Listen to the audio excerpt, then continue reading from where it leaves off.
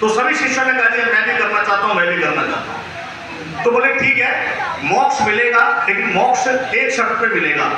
एकादशी आने वाली है 10 दिन के बाद। उस एकादशी पर हमें गंगा के किनारे जाकर हमें भागवत करनी है,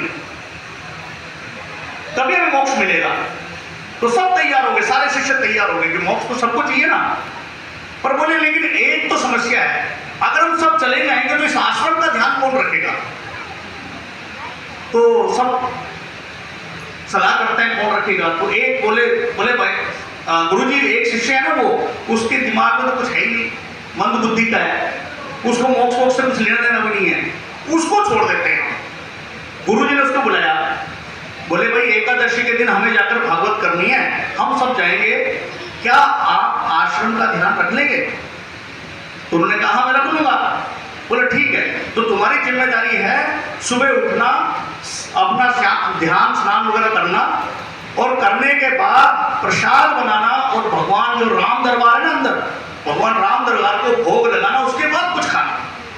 अब गुरुजी क्या किया, बिल्कुल दिमाग में फिट बैठ गई कि गुरुजी के क्या श्रद्धा है ना गुरु के प्रति, विश्वास है कि गुरु ने जो कहा है, गुरुजी गलत रास्ते पर मुझे नहीं लेके जाएंगे।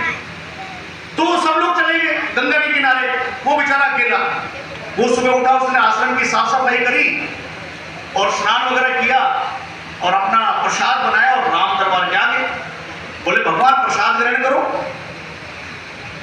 अब भगवान कैसे प्रसाद ग्रहण करें, वो तो मूर्ति है। तो वो तो जिद, गुरुजी ने कहा जब तक भगवान भोग नहीं लगाएंगे मैं भी नहीं खाऊंगा।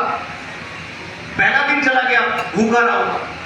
दूसरे दिन भी उसने ऐसा ही किया, और तीसरे दिन भी ऐसा ही किया। भगवान भी सोच रहे तो मर जाएगा ऐसे तो।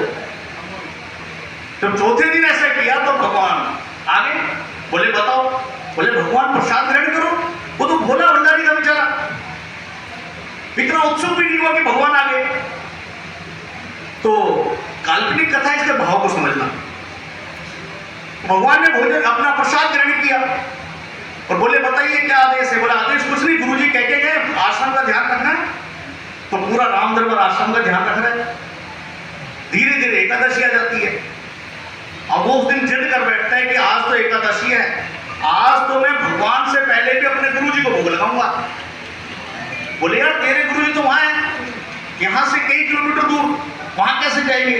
बोले हनुमान जी भी तो लाए थे आपको मिठा के कंधे पर, मुझे भी लेके चलो।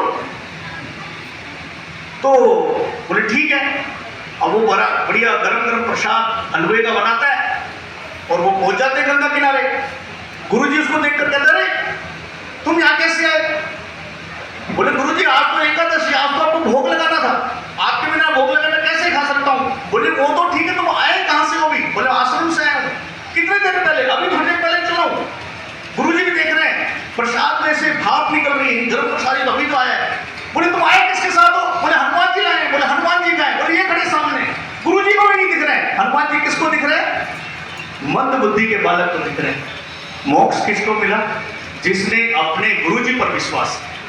इसलिए ये जो नर सेवा नारायण सेवा है ना, हमारे जो वही पवन जी ने कहा था कि हमारे कर्म क्या लेके जाएंगे, साथ कर्म लेके जाएंगे। इसलिए अपने संगठन पर विश्वास, संगठन पर श्रद्धा कि जिस सेवा भारती के माध्यम से हम सब जुड़े हैं, हमारे कर्म कैसे चाहिए, तो हमारे जीवन का जो मोक्ष है, जैसा समाज हम बनाना चाहते हैं, ये हमारा मोक्ष है। शक्तिशाली समाज, संस्कारवान समाज जो बनाना